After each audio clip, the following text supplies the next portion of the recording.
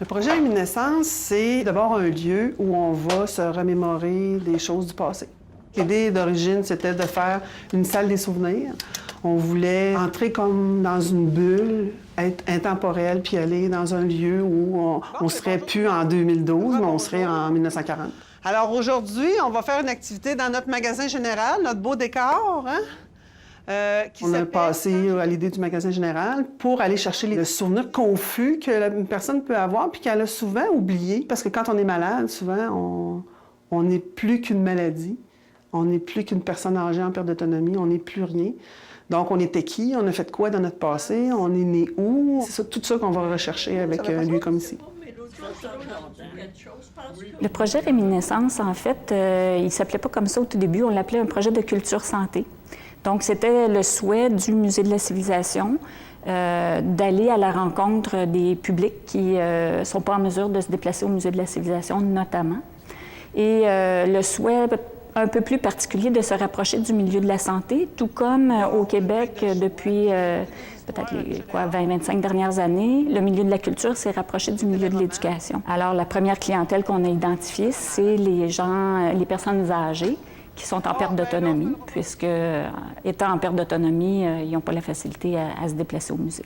La médiation culturelle, c'est quoi? Il y a beaucoup de gens qui se sont posés cette question dans un contexte européen. Tout de suite, on est dans une interface avec les musées qui cherchaient à développer de nouveaux publics. Donc, ils se sont dit, voilà un champ qui pourrait se mettre en place, celui de la médiation, doit être entre l'artiste, donc ou le musée, et le public. La médiation culturelle se réfère à un ensemble de formes d'accompagnement des publics et des populations dans leur rencontre avec des œuvres d'art ou des processus de création qui s'incarnent dans des dynamiques de transmission de la culture ou d'appropriation de la culture, selon qu'on a affaire effectivement à des publics déjà constitués, aguerris, auquel cas on axera notre travail sur la transmission culturelle, ou avec des publics ou des populations qui ne sont pas encore véritablement inscrits dans une pratique culturelle intensive. C'est pour ça qu'on évoque l'idée de population,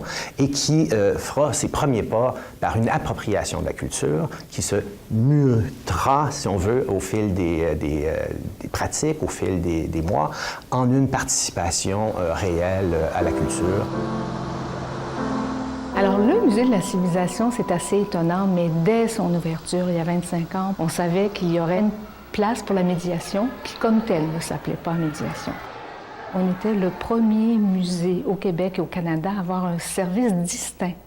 Ce parce que pour s'assurer qu'il y aurait une équipe qui se concentrerait sur l'aspect d'action culturelle, qu'il y aurait des budgets qui y seraient consacrés et que personne ne pourrait les phagocyter. On a donc fait un service de l'animation culturelle dont j'ai pris la responsabilité, moi, peut-être 1 an et demi après l'ouverture du musée, et que j'ai transformé en action culturelle, parce que déjà, on avait l'intention avec l'équipe de déborder des moyens traditionnels qui étaient la conférence, le cinéma, les colloques, les séminaires, tout ça existe encore. Mais il y a vraiment beaucoup d'autres outils qui ont été développés pour faire de la médiation culturelle et éducative. Il y a quelque chose qui a toujours existé, qui est le service d'éducation dans les musées. Et le Musée des Beaux-Arts de Montréal, lorsqu'on a rencontré certains responsables, nous disait qu'ils font de la médiation culturelle depuis 1860, parce qu'ils avaient effectivement ce souci d'une intervention auprès des visiteurs. Ce qui change avec la médiation culturelle, c'est qu'on va maintenir ce souci d'éducation, d'accompagnement à l'intérieur de l'institution, mais on va aller plus loin. On va effectivement faire en sorte que l'institution soit présente à l'extérieur, ce qui n'avait à peu près jamais été le cas auparavant. Il n'y a pas qu'un public de musée, il y a vraiment beaucoup de public. Il y a ceux que j'appelle les amateurs avertis. Quand on fait une exposition, on sait que bon, les férus d'histoire seront là, ils veulent en savoir plus. Il y a des tout-petits qui viennent en milieu scolaire, il y a des gens de secondaire, il y a des gens qui aussi ont peur de franchir l'espace du musée parce qu'ils disent « c'est pas pour nous, c'est trop savant ». Il faut donc trouver des moyens d'aller les rejoindre parce que ce musée-là, d'abord, c'est une société d'État, c'est un musée d'État, ça appartient à tous les Québécois. Il faut qu'on soit capable de les rejoindre où qu'ils soient. Et c'est comme ça aussi qu'on a développé des produits pour des plus petits publics. Alors ici, on est dans le magasin général La Belle Époque, le magasin général du Centre d'hébergement Loretteville, qui a été notre premier prototype pour le projet Réminiscence. On s'est dit, on va travailler avec une artiste qui a déjà ses lettres de noblesse comme muraliste. Donc, on a travaillé avec Mélanie Gay pour recréer un trompe-l'œil d'un magasin général. Chaque objet étant présenté dans le magasin général a fait l'objet soit d'un échange d'idées avec les résidents, de l'apport des professionnels du Musée de la civilisation, des idées d'un peu tout le monde. Juste la présence de l'artiste dans nos murs, ça a déjà été un événement en soi qui a attiré beaucoup les résidents. Les résidents venaient voir comment on allait peindre ça, puis comment ça se faisait, faire du réalisme là, sur un mur, là, comment que l'artiste pouvait travailler. Puis l'artiste était ici en résidence presque 2 mois pour faire sa murale. Donc, ça a été des belles relations qu'elle a établies avec nos résidents qui venaient voir comment les travaux avançaient. Puis, on peut-tu ajouter ça? Puis, ils mettaient leurs mots. Puis, fait que dans le fond, notre magasin général, il reflète beaucoup les commentaires de nos résidents. Si on a un musée qui ne s'occupe que de la culture avec un grand C, si on a un orchestre symphonique qui ne fait que de la musique avec un grand M, eh bien, on ne voit pas le travail qui se fait, par exemple, de rapprochement. M. Nagano le fait, par exemple, pour se rapprocher du public, amener la musique symphonique auprès de personnes qui sont dans des quartiers défavorisés, auprès de populations qui aimeraient entendre, aimeraient connaître ce genre musical-là, mais qui, par leur milieu, n'y ont pas accès. Donc, la question de l'accessibilité est centrale. On va s'assurer que les visiteurs, après les moments de visite, puissent avoir un lieu de rencontre, de discussion, de retour sur leur expérience, et de telle manière, donc, à ce qu'on puisse s'assurer que l'offre était au rendez-vous. Parce qu'auparavant, la logique était telle qu'on se disait « l'offre, elle est bonne, il faut maintenant que les publics soient à la hauteur ». Là, maintenant, on a une rencontre entre les deux. C'est-à-dire, l'offre est déterminée de telle manière qu'elle puisse aller à la rencontre des goûts et des aspirations des publics. C'est les chargés de projet du musée qui nous ont placé 2 beaux présentoirs. On a commencé avec une collection des objets du musée. On a fait 2 expositions de mémoire. Là. Puis après, bien, c'est sûr que c'est devenu un peu compliqué parce qu'on voulait devenir autonome aussi dans nos présentations. Fait qu'on a fait appel aux familles. Aux résidents qui sont lucides pour nous laisser leurs choses en présentation pour quelques mois. On a commencé par des choses qu'on redonnait. Puis là, on est rendu avec des choses qu'ils nous donnent.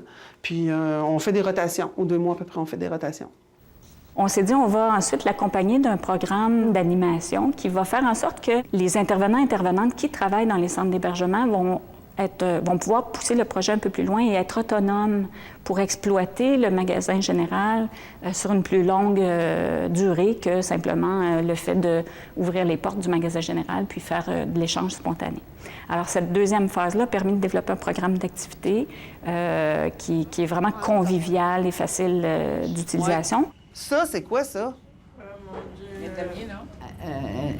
Damier. Un damier, ça Les défis, quand on veut faire de la médiation culturelle, je dirais le premier, c'est de respecter qui on est. De pas se prendre... Le musée n'est pas un travailleur social, c'est pas un travailleur de la santé.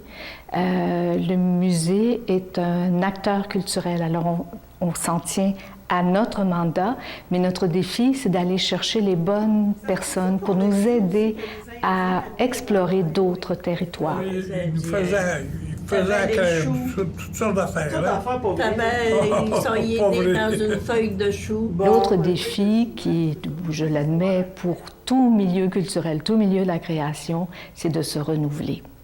Et donc, il y a une recherche un petit peu angoissante pour les médiateurs parce qu'il faut se renouveler, parce qu'on est dans une société qui s'habitue très, très vite et qui a envie de passer à autre chose. Alors, les personnes qui fréquentent les musées ne sont pas différentes, elles sont très, très exigeantes. Et le défi aussi, c'est de savoir allier les besoins des différents publics, mais aussi ce qu'on peut ajouter, ce qu'on peut apporter de plus, parce qu'on ne demande pas ce qu'on ne connaît pas. Alors, oui, on veut répondre aux besoins, mais on veut aussi offrir d'autres gammes d'émotions, d'autres gammes de savoir. On se lève? 1, 2, 3, go! Le premier défi pour le Musée de la civilisation, ça a été de bien comprendre à qui ce projet-là s'adressait et quelles étaient les particularités de ces gens-là. Donc, nous, on apporte la connaissance de la médiation culturelle et eux apportent la connaissance des clientèles et du fonctionnement du milieu de la santé, mais en particulier la réalité des personnes âgées en perte d'autonomie qui vivent dans les centres d'hébergement public. Donc, dans nos approches, nos façons de faire, les activités qu'on proposait, il fallait s'assurer d'une extrême accessibilité des contenus. Non, c'est ça, c'est la théière. Moi, j'ai travaillé au contenu des activités et toutes ces activités-là ont été testées ici avec des résidents. Donc, il y a eu des réajustements parce que des fois, les questions étaient trop difficiles, le lettrage n'était pas assez gros, le contraste des lettrages, etc. Fait qu'on a tout le temps bonifié nos activités. À mesure que les résidents nous disaient des choses, on les changeait. Il s'est même posé la question à un moment donné, jusqu'à quel point irons-nous à simplifier les contenus sans perdre le sens pour le Musée de la civilisation de faire les choses pour cette clientèle-là. Et il y a eu des discussions, voire des débats à l'interne qui ont été fort enrichissants à ce sujet-là. Et on s'est dit non, c'est pas parce qu'on simplifie à l'extrême les contenus qu'on en perd le sens. Parce qu'on touche les personnes, on les touche au plus profond et on stimule finalement un éveil, des réactions, des communications, des échanges entre les personnes à partir d'une expérience culturelle. Et ça, l'expérience culturelle, c'est notre mandat à nous de les proposer, de les susciter. Il y a toujours une part d'inconnu sur l'effet que l'on produit quand on est en médiation.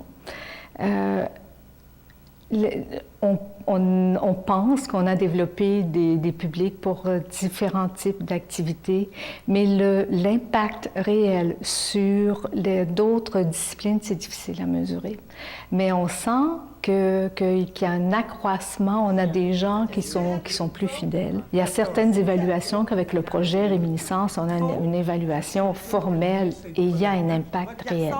Martin? Oui, Martin. Martin, on va peut-être le voir, hein? D'un coup qu'on le voit. En tant qu'animatrice, c'est sûr que ça nous apporte la connaissance de nos résidents parce qu'on n'a pas juste un dossier où il y a des maladies.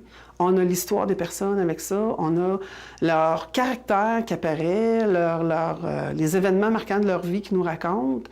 On a aussi une relation différente parce que là, on atteint quelque chose de profond, ce qu'on souvent on n'atteint pas dans des activités plutôt générales. Là. En fait, on avait un monsieur aphasique, puis il s'est mis à sortir des mots, puis on n'avait presque pas entendu parler jamais, là. Écoutez, ça, c'est vraiment extraordinaire. Oui, c'était pas un cheval, c'était un... Je sais pas comment il l'appelait. Les gens qui ont des troubles cognitifs, qui pleurent, qui sont en dépression, mais qui arrivent ici, puis qui sourient, puis qui rient, de voir des images, de voir « Ah, j'ai eu ça, moi, chez nous. » Fait que là, ils oublient qu'ils ont 85 ans, puis ils retournent dans leur enfance. Fait que ça, là, ça vaut beaucoup. Là. Il y a une dynamique qui est propre aux institutions culturelles. La seconde forme, elle s'inscrit à l'extérieur des institutions culturelles. Elle met en jeu des artistes engagés, les pouvoirs publics locaux et des populations souvent marginalisées pour qu'à travers un processus de créativité collective, ces personnes apprennent à avoir plus d'autonomie, plus de capacité à se diriger dans la vie parce qu'il est connu et admis maintenant qu'à travers notre rencontre avec la culture et les arts, on développe une série de qualités partant de la sensibilité vis-à-vis des œuvres, de la subjectivité dans l'affirmation de ses goûts, du sens critique, éventuellement de la participation. Je veux non seulement que ce soit accessible, mais je veux aussi pouvoir en faire. Et ce domaine-là de la démocratie, c'est de pouvoir prendre la plume, c'est de pouvoir prendre la parole, c'est de pouvoir composer, c'est de pouvoir faire une œuvre qui sera affichée, qui sera vue peut-être juste entre voisins. C'est pas important. La médiation culturelle, c'est un carrefour entre l'expression de la citoyenneté, l'ouverture sur le monde, la beauté, s'intéresser à ce qu'on peut faire comme œuvre, autant des artistes que comme nous, citoyens aussi, à quoi on peut contribuer dans l'avancement de la culture. Alors, bonjour tout le monde. Mon nom est Richard Bouchard, je suis directeur général de l'ENAM. Pour ceux qui ne le savent pas, nous, on utilise les arts pour permettre à des gens de vivre un rétablissement. La marionnette, elle est forte et puissante même parce que c'est un médium de synthèse. Ça signifie que la marionnette fait appel à tous les arts. Et puis, quelque part, la marionnette, c'est quand même un outil qui nous permet de dire des choses qu'on n'oserait pas dire nous-mêmes. Pas seulement d'évacuer, mais aussi de dire des choses... aborder l'humour, aborder l'autre aussi. On va laisser rentrer les étudiants. Là, quand tu prépares un spectacle, on doit appréhender l'avenir d'une façon positive. On va vers la rencontre d'un public.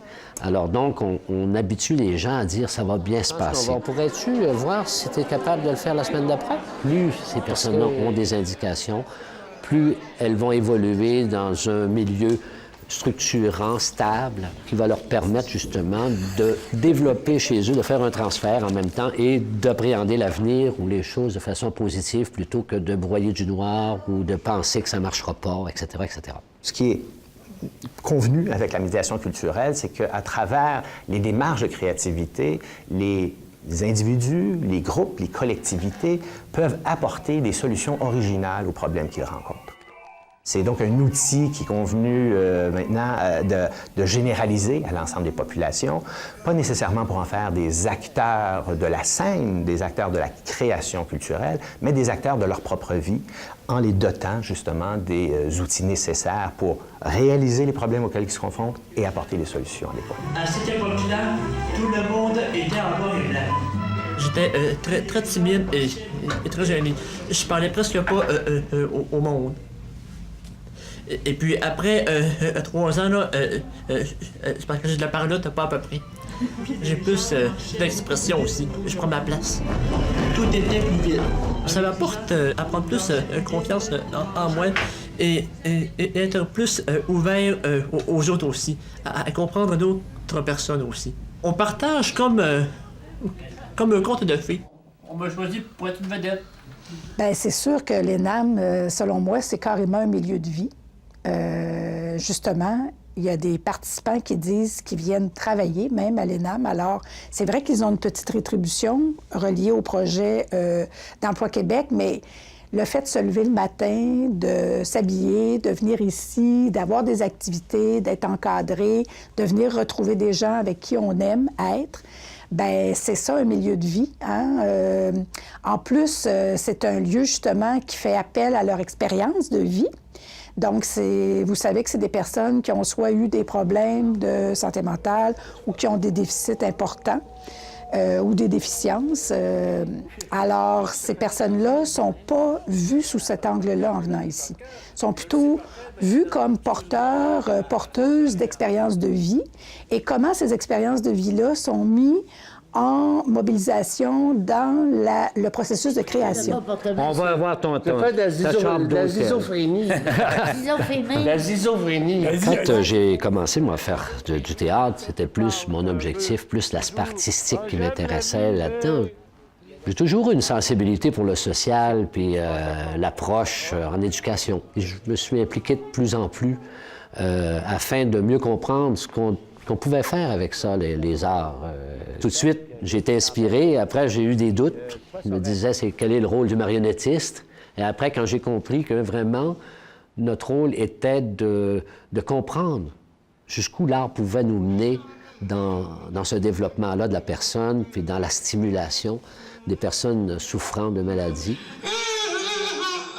En réalité, on a l'impression que l'art, c'est du luxe, c'est un luxe qu'on peut se payer ou pas, Et là, on est en train de se dire, bien, regarde, c'est plus que du luxe, c'est utile, c'est nécessaire en éducation, c'est important de travailler avec ce médium-là et de comprendre ce qu'on peut faire de mieux pour notre population, plutôt que de rien faire ou de penser que seule la médication peut régler des problèmes.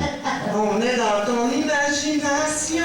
Au Québec, on a une pratique d'action culturelle, d'action communautaire, ancrée dans les milieux, souvent dans du développement local, souvent en marge du politique, de l'économique, et des pratiques très diversifiées partout en région, en milieu urbain, sans qu'il y ait nécessairement l'apparition d'un thème particulier pour caractériser les animateurs, animatrices dans le domaine de la culture.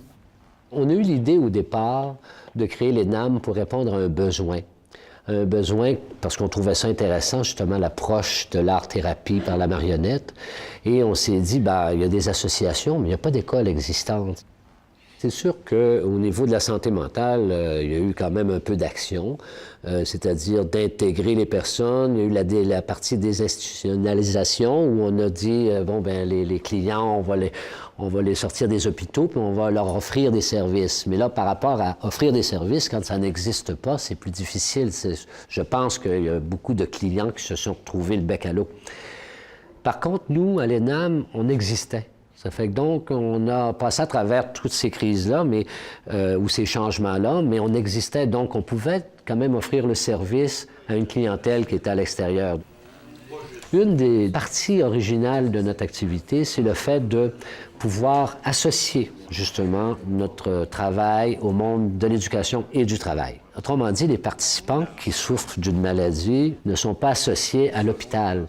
Dès lors qu'on entre dans le champ socio-artistique de la médiation culturelle, effectivement, on entre dans un carrefour d'intervention et d'intervenants.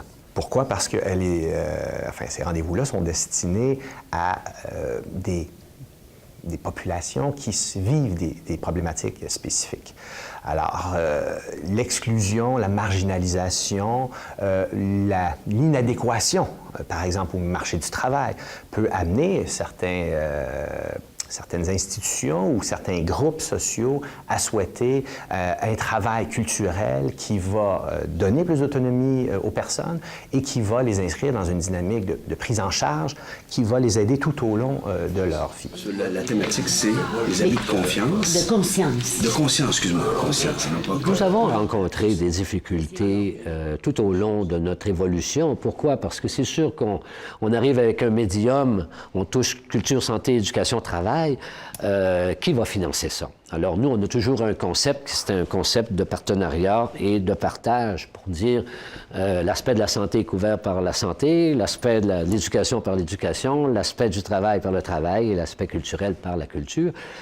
Sauf que quand on allait voir les ministères, on a divisé tout ça. Hein? Quand on est face à une personne, on a tous ensemble. Mais quand on est face à la société, on a la culture, la santé, l'éducation, le travail complètement séparés. Mais on ne serait pas capable de réaliser ce service-là si on n'avait pas le mariage des quatre. Je pense qu'il y a un travail de sensibilisation à faire pour faire comprendre comment cette pratique-là à l'interne travaille justement des questions reliées à la santé, des questions sociales, des questions d'intégration, de mieux-être. Alors, est-ce qu'on peut reconnaître cette pratique-là et donner dans le champ de la santé et services sociaux? C'est sûr que c'est curieux parce que je sais que Richard l'a déjà dit plusieurs fois, on est dans une organisation qui travaille beaucoup la création, l'art et la médiation culturelle, bien sûr. Puis, en même temps, je pense que c'est là où il y a le moins de contributions financières. Donc, ça veut dire que les politiques aussi culturelles reconnaissent peu, peut-être, l'envers aussi du décor de ce qui compose l'ENAM. Donc, il faut que les politiques aussi qui encadrent ça aient une très grande flexibilité. On remarque là que c'est une catégorie d'acteurs sociaux qui sont peu normalement connu dans le milieu de la culture, parce que pourquoi est-ce qu'on évoquerait le ministère de l'Emploi ou du Travail? Pourquoi est-ce qu'on évoquerait le ministère de la Santé? Or, ce qu'on constate, c'est que même dans les milieux de la santé, dans le milieu du travail, dans le milieu scolaire, on remarque l'apport de la médiation culturelle et on conçoit maintenant qu'il est possible d'y engager des ressources collectives, des fonds publics, parce que, effectivement, les preuves sont maintenant faites que ce travail-là peut être plus bénéfique qu'un travail plus quotidien d'accompagnement des gens dans leur demande d'emploi, etc. 3h15 avec ça, là. On a beaucoup de partenaires qui collaborent évidemment à nos différentes activités. Alors, même si nous aussi, la question du financement est aussi un problème, on a quand même des outils, des espaces, et dans la mesure du possible, on essaie de faire ensemble parce que chacun dans son petit coin, quand on est plusieurs à travailler à un même projet ou à donner notre petit coup de pouce, bien, c'est sûr que ça a plus d'impact. On a ouvert des portes qui ne se refermeront jamais parce qu'on est allé vers des publics, on s'est adressé à eux, on a établi un dialogue, un échange.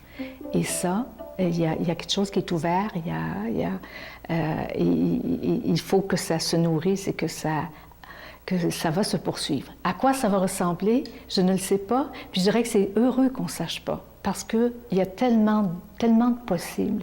C'est tellement stimulant.